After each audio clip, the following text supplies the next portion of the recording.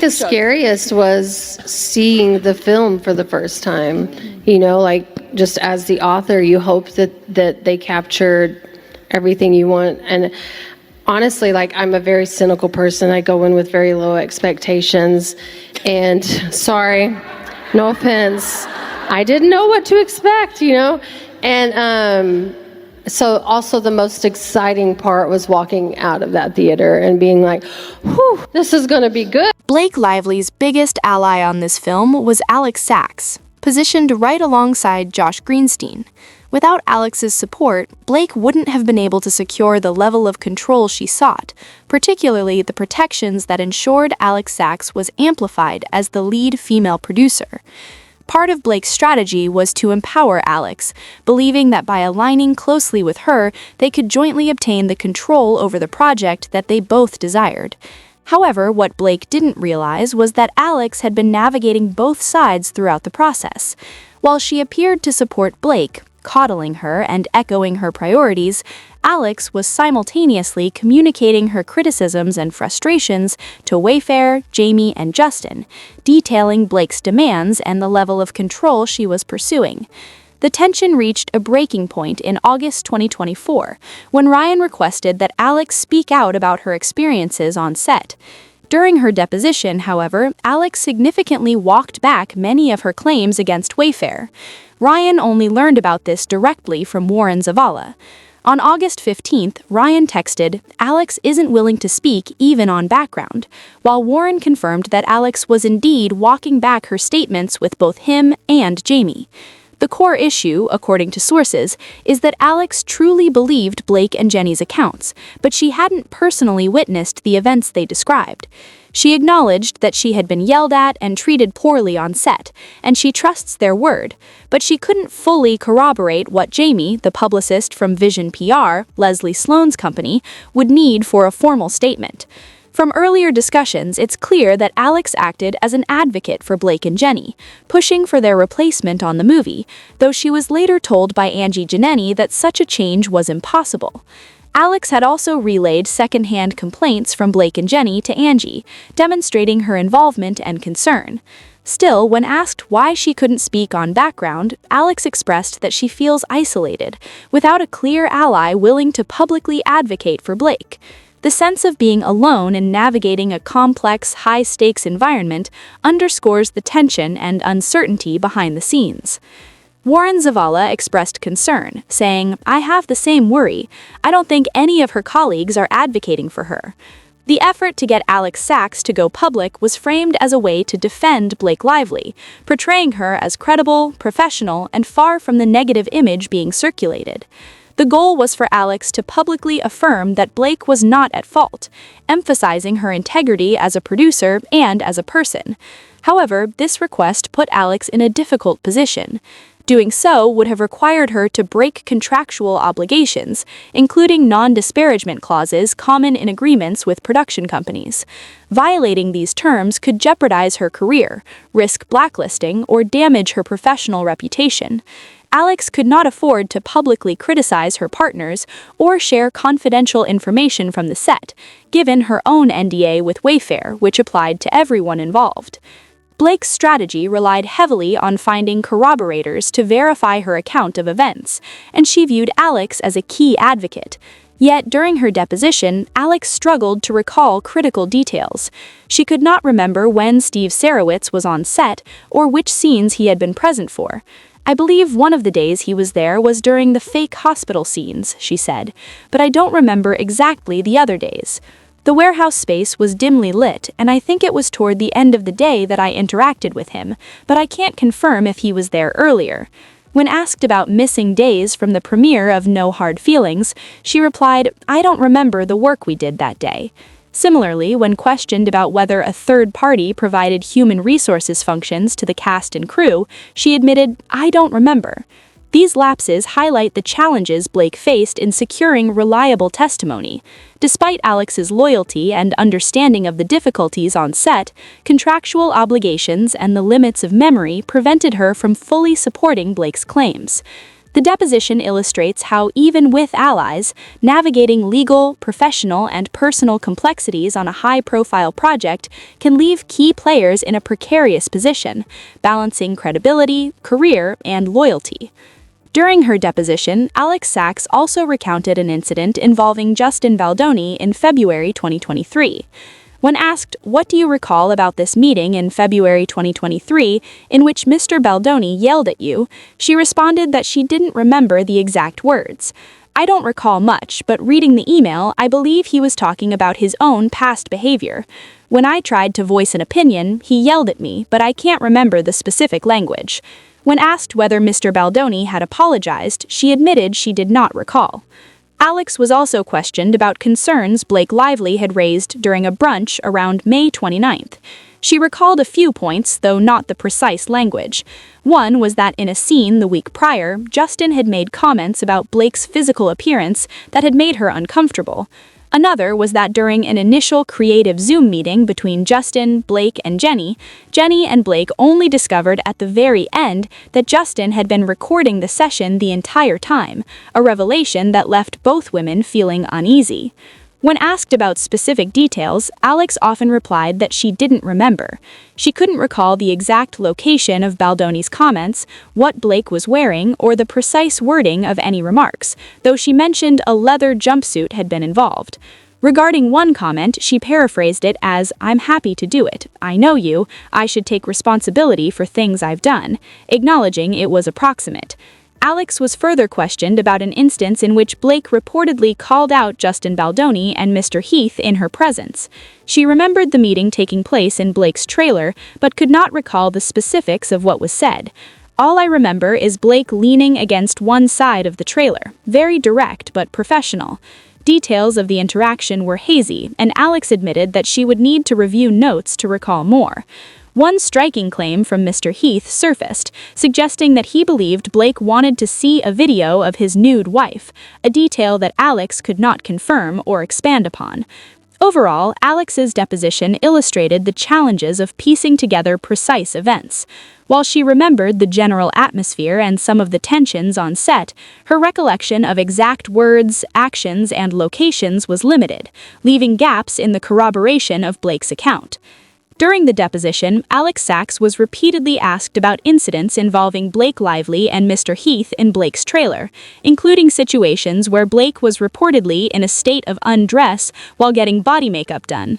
Alex consistently replied that she didn't remember. When asked if she recalled Blake telling her that Mr. Heath had entered the trailer uninvited, or that she had yelled, "No, no, no, don't come in," Alex said, "I don't remember." Similarly, when questioned about whether Blake had expressed discomfort with Mr. Heath looking at her during makeup, or whether she had clothes on at the time, Alex again replied, "I don't remember." Alex's repeated responses underscore a broader pattern in the deposition. Under oath, she chose to avoid confirming or denying significant allegations. Instead of stating definitively what Blake had said, Alex often answered, "I don't remember," leaving the events ambiguous. She did not corroborate Blake's claims against Justin Baldoni or Mr. Heath, nor did she substantiate any of the alleged incidents. The approach allowed her to maintain accuracy without committing to statements that might later be challenged as false, while also staying within legal and contractual limits. When asked about other interactions, such as the February 2023 meeting in which Justin Baldoni allegedly interrupted her or mansplained during a January 2023 meeting, Zoom, Alex similarly responded that she did not recall. Even when presented with text messages or other records, her recollection of events remained vague. Alex's reluctance to confirm details highlights the difficulty of securing first-hand corroboration in complex workplace disputes, particularly when sensitive situations intersect with NDAs, professional reputations, and potential legal liability. Overall, Alex's deposition illustrated that while she was aware of tensions and concerns on set, her memory of exact events, including alleged harassment or uncomfortable encounters, was limited, leaving key allegations unverified. Her consistent, "I don't remember" responses served as a legal safeguard, ensuring she neither lied under oath nor falsely confirmed incidents she could not personally verify. Throughout the deposition, it became clear that Alex Sachs was reluctant to serve as a corroborating witness for Blake Lively. Much of what Alex could relay came secondhand, incidents Blake had shared with her, or stories passed along by others. When confronted with her own statements, Alex repeatedly said she did not remember the details. This pattern suggests one of two possibilities. Either Alex believes Blake is misrepresenting events and refuses to lie under oath, or she simply does not want to participate as a witness. Her hesitation aligns with previous reports that she declined to go even on background with media outlets to support Blake's claims. As Blake's closest female ally on the project, Alex's unwillingness to affirm events publicly or under oath was significant. She did not validate incidents of Justin Baldoni allegedly yelling at Blake, mansplaining to her, or failing to empower her on set. She would not confirm that these situations had upset Blake or even acknowledge their seriousness. Instead, Alex consistently maintained a neutral stance, keeping to the middle of the aisle. She also avoided admitting that she may have unintentionally amplified tensions or contributed to perceptions of misconduct. In essence, while she was present during some of the disputes, she declined to act as a formal witness to corroborate Blake's claims. This absence of corroboration proved a critical weakness. When Blake's legal team attempted to use Alex's experiences to support allegations in court, the judge dismissed them as hearsay from other women who did not intend to pursue legal action. Jenny, another colleague, similarly refused to substantiate Blake's account, stating that any issues had been resolved and that she did not want to be involved in a lawsuit. Alex's consistent refrain of "I don't remember" effectively allowed her to avoid lying under oath, but it also meant she could not substantiate any of the claims regarding harassment or misconduct. For example, when asked about an incident involving Justin Baldoni contacting Blake's trainer, Alex recalled only the basic circumstances. She said that Justin had explained the situation to her and Jamie immediately after it happened, appearing shaken and embarrassed. He had asked the trainer about Blake's weight because of a back injury and the physical requirements of a particular intimate scene. The trainer, however, reported the interaction to Ryan and Blake, leading them to confront Justin. Beyond this, Alex could not recall further details or provide additional context, underscoring her reluctance to take a definitive position in support of Blake. Overall, the deposition revealed a key challenge for Blake. Her closest allies were unwilling or unable to publicly corroborate her experiences. While Alex and others may have been sympathetic, their lack of clear testimony left significant gaps in Blake's case, highlighting how crucial reliable witnesses are in high-profile disputes. According to deposition testimony and insider accounts, much of the tension on set revolved around perceptions versus reality. One notable incident involved Justin Baldoni asking about Blake Lively's weight to prepare for physically demanding scenes in which he would need to lift her. Alex Sachs recalled that while Blake may have felt uncomfortable, particularly as a woman who had recently given birth, she did not interpret Justin's question as malicious. "I don't find it offensive. I understand it on a practical level." She understood he needed the information for his back and for safety. She wasn't being shamed, it was just an insensitive question at the wrong moment. Alex made clear that she was unwilling to frame the incident as intentional harassment or weight shaming, highlighting the gap between Blake's perception and what others viewed as the situation. This pattern extended to other alleged conflicts. Alex, Blake's closest female ally on the project, had spoken critically of Justin and others behind the scenes, creating divisions on set. But when confronted under oath, she refused to call anyone a sexist, misogynist, or abuser. She did not validate allegations of sexual harassment, nor did she validate claims that Justin intentionally tried to hurt or intimidate anyone. Instead, Alex repeatedly responded, "I don't remember," a legal safeguard that allowed her to avoid lying while refusing to confirm Blake's version of events. Insiders noted that Blake may have assumed she had witnesses willing to back her up in court. However, Alex, along with others like Jenny Slate and Angie Janetti, either could not or would not corroborate her claims. Angie Janetti, for example, explicitly stated that the incidents did not meet the legal threshold for sexual harassment, while Jenny declined to participate, explaining that matters had already been resolved. Even Alex, who had been a key advocate for Blake during production, could not substantiate the allegations under oath. This lack of support leaves Blake in a precarious position if the matter were to go to trial.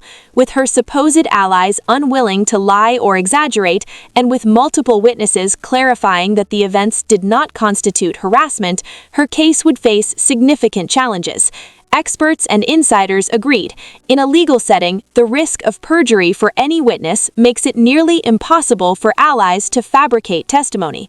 Without credible, corroborating witnesses, Blake's claims would be extremely difficult to sustain in court, exposing her to both legal and reputational vulnerabilities.